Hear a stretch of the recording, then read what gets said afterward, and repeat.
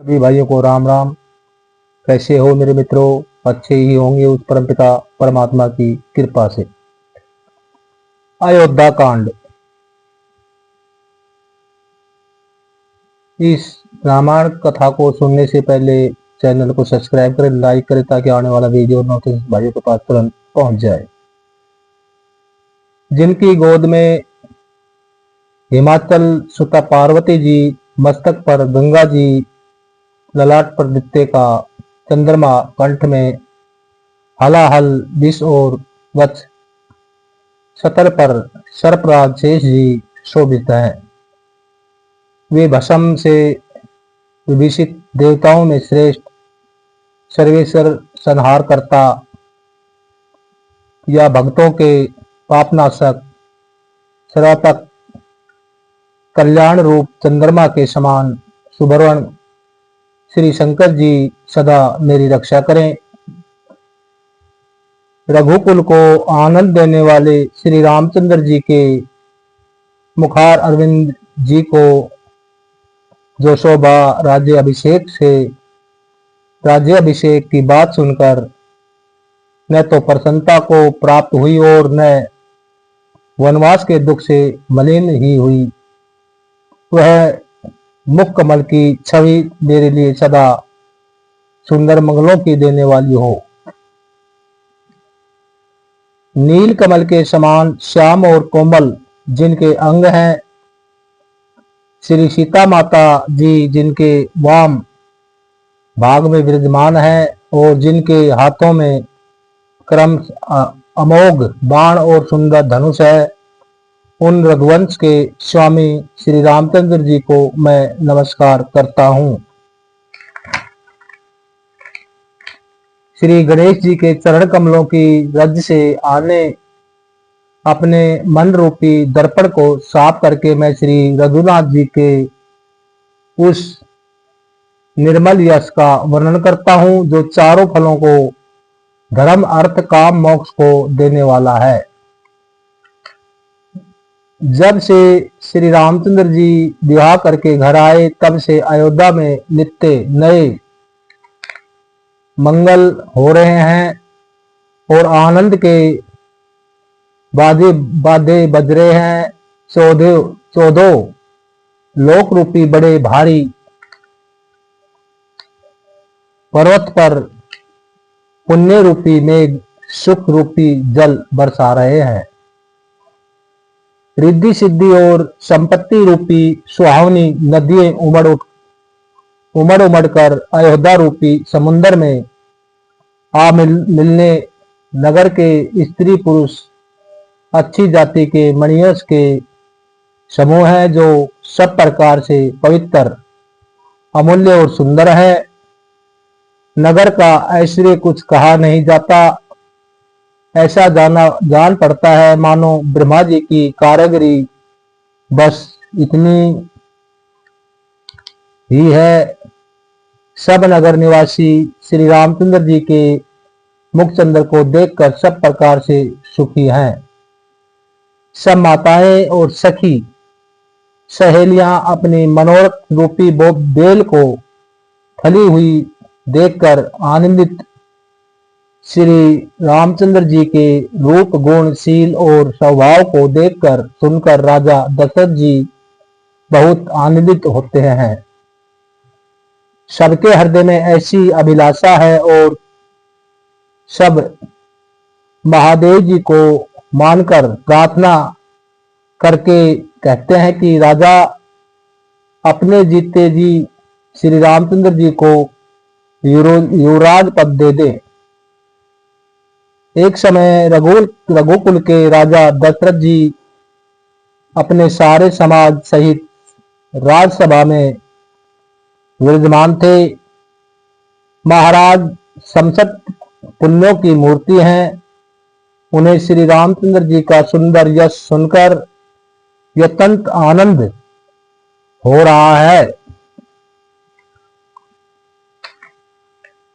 सब राजा उनकी कृपा चाहते हैं और लोकपालगण उनके रुख को रखते हुए अनुकूल होकर प्रीति करते हैं।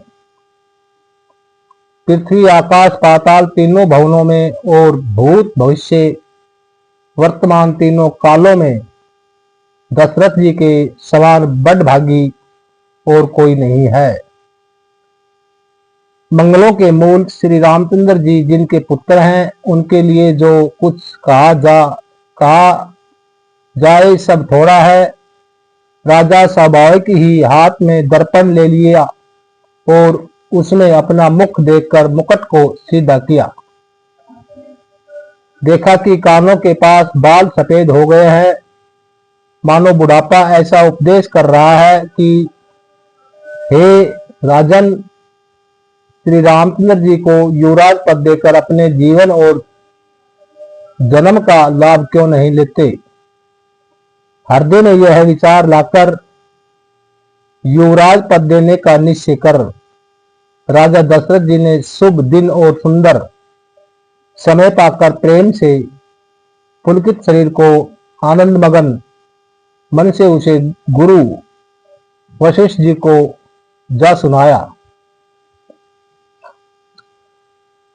राजा ने कहा कि हे मुनिराज, कृपा यह निवेदन है, सुनिए। श्री रामचंद्र जी अब सब प्रकार से सब योग हो गए हैं। सेवक मंत्री सब नगर निवासी और जो हमारे शत्रु मित्र या उदासीन हैं, सभी को श्री रामचंद्र जी वैसे ही प्रिय हैं जैसे वे मुझको हैं। उनके रूप में आपका आशीर्वाद ही मानो शरीर धारण करके सुशोभित हो रहा है। हे स्वामी, सारे ब्राह्मण परिवार सहित आपके ही समान उन पर स्नेह करते हैं। जो लोग गुरु के चरणों की गज को मस्तक पर धारण करते हैं, वे मानो समस्त ऐश्वर्य को अपने वश में कर लेते हैं। इसका अनुभव मेरे समान दूसरे किसी ने नहीं किया है। आपकी पवित्र चरण रज की पूजा करके मैंने सब कुछ पा लिया है। अब मेरे मन में एक ही अभिलाषा है, हे नाथ, वह भी आप ही के अनुग्रह से पूरी होगी। राजा का सहज प्रेम देखकर मुनि ने प्रसन्न होकर कहा कि नरेश, आज्ञा दीजिए, कहिए क्या अभिलाषा है। हे राजन, आपका नाम और यश ही संपूर्ण मनचाही वस्तुओं को देने वाला है। राजाओं के मुकुटमणि आपके मन की अभिलाषा फल का अनुगमन करती है। आपके इच्छा करने से पहले ही फल उत्पन्न हो जाता है। अपने जी में गुरु जी को सब प्रकार से प्रसन्न जानकर हर्षित होकर राजा कोमल वचन कोमल वाणी से बोले कि हे नाथ, श्री रामचंद्र जी को युवराज कीजिए, कृपा करके कहिए, आज्ञा दीजिए, तैयारी की जाए। मेरे जीते जी यह आनंद उत्सव हो जाए जिससे सब लोग अपने नेत्रों का लाभ प्राप्त करें। प्रभु, आपके प्रसाद से शिव जी ने ये सब कुछ निभा दिया। सब इच्छाएं पूर्ण कर दी। केवल यही एक लालसा मन में रह गई है। इस लालसा के पूर्ण हो जाने पर फिर सोच नहीं, शरीर रहे या चला चाहे, जिससे मुझे पीछे पछतावा न हो। दशरथ जी के मंगल और आनंद के मूल सुंदर वचन सुनकर मुनि मन में बहुत प्रसन्न हुए। वशिष्ठ जी ने कहा कि हे राजन, सुनिए, जिनसे विमुख होकर लोग पछताते हैं और जिनके भजन बिना जी की जलन नहीं जाती, वही स्वामी स्वर्लोक महेश्वर श्री रामचंद्र जी आपके पुत्र हुए हैं, जो पवित्र प्रेम के अनुगामी हैं। श्री राम जी पवित्र प्रेम के पीछे पीछे चलने वाले हैं। इसी से तो प्रेमवश आपके पुत्र हुए हैं।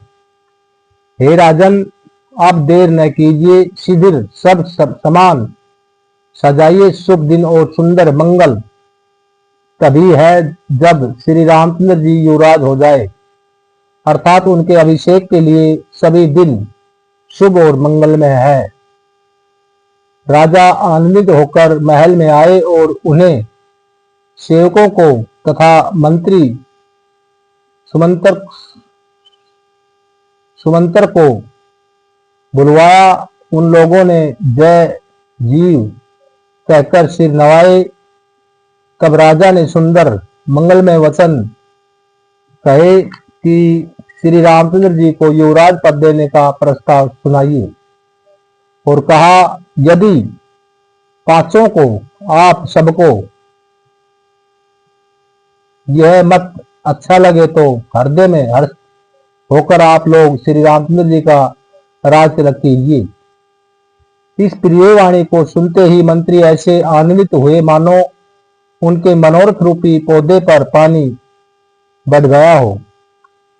मंत्री हाथ जोड़कर विनती करते हैं कि हे राजन, जगतपति, आप करोड़ों वर्ष जिए। आपने जगत भर का मंगल करने वाला भला काम सोचा है। हे नाथ, शीघ्रता कीजिए, देर न लगाइए।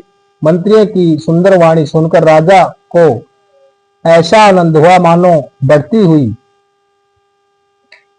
बेल सुंदर डाली का सहारा पा गई है हो। राजा ने कहा, रामचंद्र जी के राज अभिषेक के लिए मुनिराज वशिष्ठ जी की जो जो आज्ञा हो, आप लोग वही सब तुरंत करें। मुनिराज ने हर्षित होकर कोमल वाणी से कहा कि संपूर्ण श्रेष्ठ तीर्थों का जल ले आओ। फिर उन्होंने औषधि, मूल, फूल और पत्थर आदि अनेकों मांगलिक वस्तुओं के नाम गिनकर बताए। चवर, मृगचरम, बहुत प्रकार के वस्त्र, असंख्यों जातियों के ऊनी और रेशमी कपड़े, नाना प्रकार की मणिया, रतन तथा और भी बहुत सी मंगल वस्तुएं जो जगत में राज अभिषेक के योग होती हैं, सबको मंगवाने की उन्होंने आज्ञा दी। मुनि ने वेदों में कहा हुआ सब विधान बताकर कहा, नगर में बहुत से मंडप, 14 सजाओ, फलों समेत आप आम, सुपारी और केले के वृक्ष नगर की गलियों में चारों ओर रोप दो। सुंदर मणियों के मनोहर चौक पुरवाओ और बाजार को तुरंत सजाने के लिए